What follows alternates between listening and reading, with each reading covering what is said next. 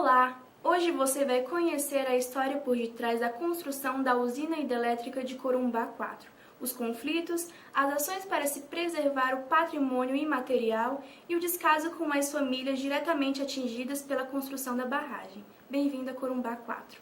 Construída na bacia do Alto Corumbá, no município goiano de Luciânia, a usina hidrelétrica de Corumbá 4 gera 665 mil megawatts-hora por ano, respondendo por 15% do abastecimento de energia elétrica do Distrito Federal. A obra, bancada pelo GDF no governo de Joaquim Roriz, tinha orçamento inicial de 280 milhões de reais, mas seu custo final ficou em 716 milhões de reais. Deste total, 179 milhões e 600 mil reais desapareceram e não constam na prestação de contas da obra. O Ministério Público do Distrito Federal não acredita em erro tão primário de projeto e acredita o superfaturamento à pressão de fazendeiros e políticos para que fossem feitas alterações. O próprio ex-governador Roriz tem propriedades à margem do lago. Para o Ministério Público, Corumbá 4 é a obra símbolo da corrupção no Distrito Federal. Pior que os danos financeiros com o estouro do orçamento e a corrupção, figuram em patamares superiores ainda os danos ambientais e, principalmente, os danos sociais. Apesar dos esforços da Corumbá Concessões em preservar o patrimônio imaterial das comunidades atingidas, outras perdas se configuraram.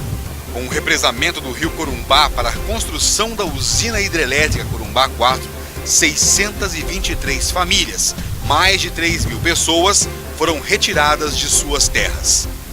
Pouco mais da metade recebeu indenizações, acordadas sob ameaça ou à custa do medo e do desconhecimento.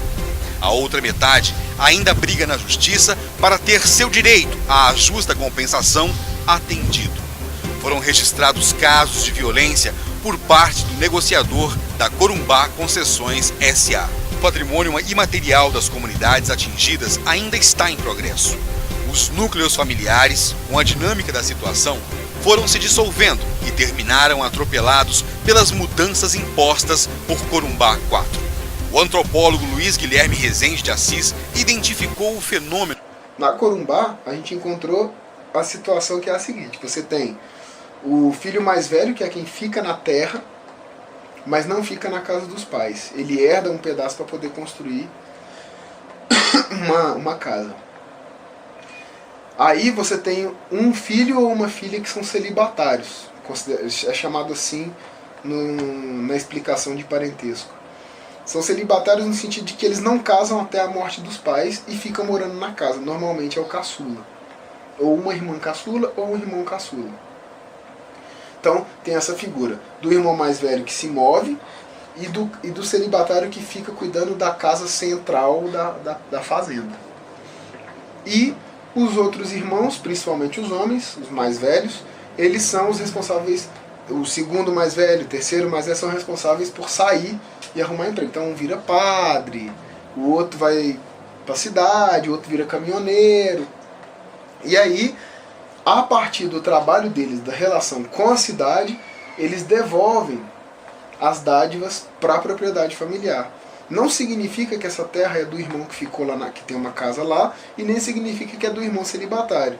Significa que o esforço familiar está distribuído num mapa muito maior do que o meio rural.